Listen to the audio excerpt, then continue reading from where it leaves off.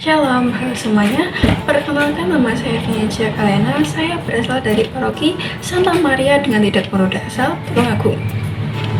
Saat ini saya akan bercerita sekaligus berbagi pengalaman saya tentang menjadi misionaris masa kini. Pertama-tama, apakah teman-teman tahu tentang apa itu misionaris? Misionaris adalah orang yang mengatakan Injil dan juga sukacita. Lalu misionaris juga dapat diartikan sebagai orang yang melayani dan mengasihi sesama di sekitar kita. Lalu untuk menjadi misionaris, apakah kita harus menjadi uskup, pastor, suster, kardinal, diakon, dan yang lain sebagainya? Jawabannya tidak. Lalu apakah untuk menjadi misionaris kita harus melayani ke berbagai tempat, daerah, kota, hingga negara? Jawabannya tidak.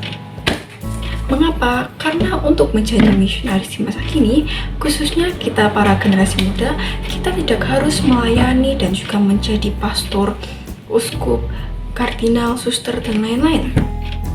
Lalu, bagaimana caranya? Dengan melayani dan mengasihi sesama kita di sekitar kita. Dengan kita mengampuni sesama kita melayani dan mengasihi, tidak rasis atau diskriminasi, itu sudah menjadi misionaris masa kini. Pada Lukas bab 22 ayat 27, Yesus berfirman, "Aku berada di tengah-tengah kamu sebagai pelayan." Yang dimaksud dalam ayat ini bukanlah pelayan restoran, tetapi pelayan Tuhan yang tugasnya mengasihi dan melayani sesama. Nah, pengalaman saya saat menjadi misionaris masa kini adalah pada saat itu saya sedang membantu teman saya. Teman saya ini sering curhat ke saya atau bahasa gaulnya sekarang TikTok lah, dan itu tentang masalah yang sedang ia hadapi. Lalu saya juga membantu tentang tugas atau materi yang teman saya belum pahami. Lama-kelamaan teman saya ini bilang, "Kenapa sih kamu kok baik sama saya? Padahal saya sudah pernah usir dan ngejek kamu, sampai kamu kesel." Lalu saya berpikir dan saya mengerti bahwa menjadi misionaris masa kini dengan melayani sesama kita itu dapat merubah sesama kita untuk menjadi yang lebih baik. Yang kedua, saat itu saya sedang ekstrakor yang memang di sekolah saya untuk para anak Katolik diwajibkan untuk mengikuti KOR.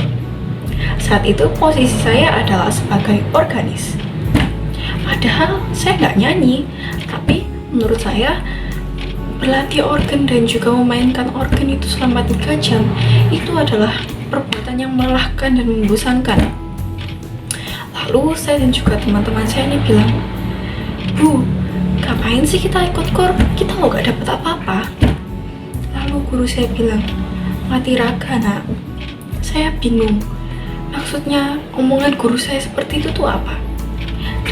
Dan saya dan juga teman-teman saya lama-kelamaan mengerti bahwa mati raga yang dimaksudkan guru saya itu adalah kita harus menahan diri, kita harus melayani Tuhan dengan senang hati, dengan enjoy, dengan ikhlas.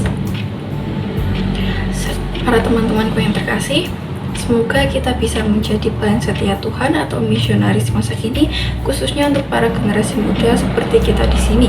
Semoga kita dapat mengampuni sesama, kita melayani dan mengasihi sesama, dan kita bisa menjadi misionaris masa kini dengan bijak. Nah, sebelum menutup cerita saya pada saat ini, saya akan menyanyikan lagu Jangan Lelah.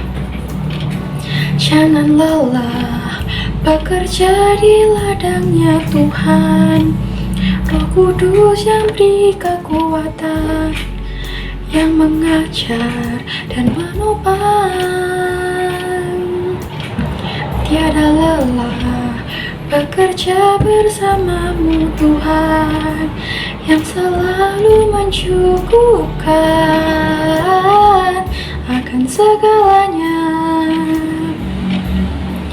Ratakan tanah bergelombang, timbullah tanah yang berubah, menjadi siap dibangun di atas dasar iman.